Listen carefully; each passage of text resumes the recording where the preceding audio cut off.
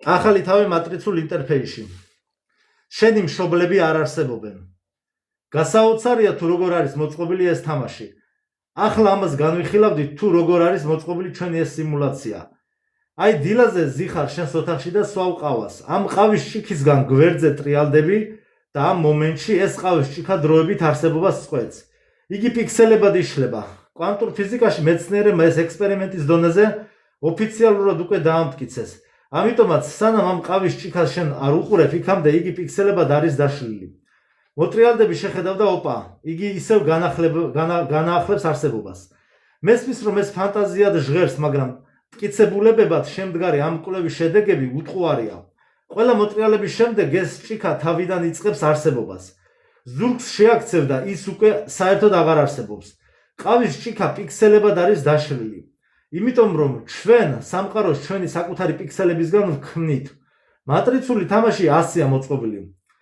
შემდეგ როცა შენ ადამიანზე არ ფიქრობ, აი მაგალითად ერთი მეგობარი საუბრის დროს მეუბნება რომ ახლა გამახსენდა ჩემს მშობლებს უნდა დავურეკო. მე კი ვეუბნები რომ იქამდე სანამ შენს მშობლებზე ფიქრს არ დაიწყებ, მანამდე შენი მშობლები არ არსებობენ. ისინი მხოლოდ შენს კვანტურ ველში არიან ჩაწერილები. ფლეშკაზე ისე არიან ჩაწერილები როგორც ენერგოინფორმაციული მოდულები და ისინი მხოლოდ მაშინ ჩნდებიან, როცა შენს ყურადღებას შენს მშობლებზე მიაპყრობ. თუ კი შენ მათ არ ურეკავ, მაშინ არც არის საჭირო ამის გაკეთება, რადგანაც სირცხული და დანაშაული ეს ენერგოინფორმაციული ვირუსები შენს პროგრამაში 3D მატრიცაში შემოიჭრებიან, რომლებიც ადამიანის ზურგის ქვედა ნაწილში კუდის ძვალზე არიან ჩაწერილები. კუდის ძვალზე არის ჩაწერილები. ამიტომაც არავისთან საჭირო არ არის რომ ადგეთ და დაურეკოთ. ამ ჩვენს მეოთხე განზომილების ახალ სამყაროში ყველაფერს იმპულსებით ვაკეთებთ. მე ასე ვიქცევი, ვისთანაც დასარეკი მაქვს საქმეზე, ვიხსენებ მას და თავად მირეკავენ ხოლმე. ოღონდ არ ვაჭარბებ, მართლა ასე ხდება. ჩემს რეალობაში.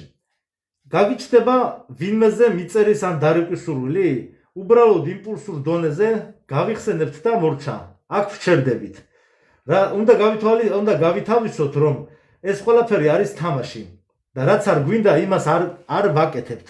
არანაირი ძალდატანება და ძალადობა ახალ სამყაროში. მატრიცაში არის დონეები.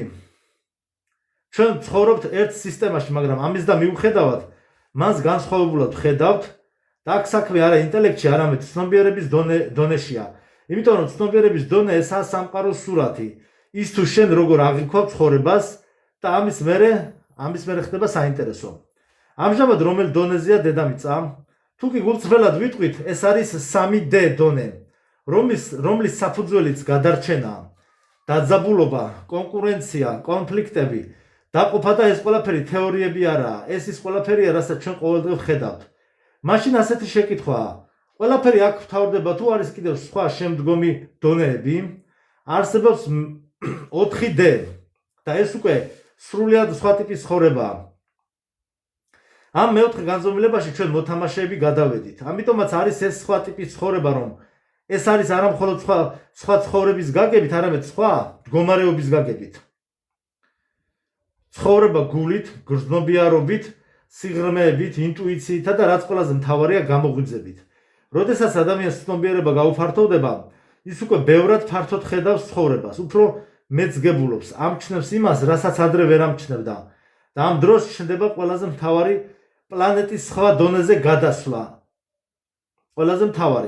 ამ დროს ჩნდება ყველაზე მთავარი პლანეტის სხვა დონეზე გადასვლა, ეს მოვლენა არ არის. ეს არის პროცესი და ეს თავისთავად არ ხდება. ეს პროცესი ხორციელდება ადამიანების დახმარებით.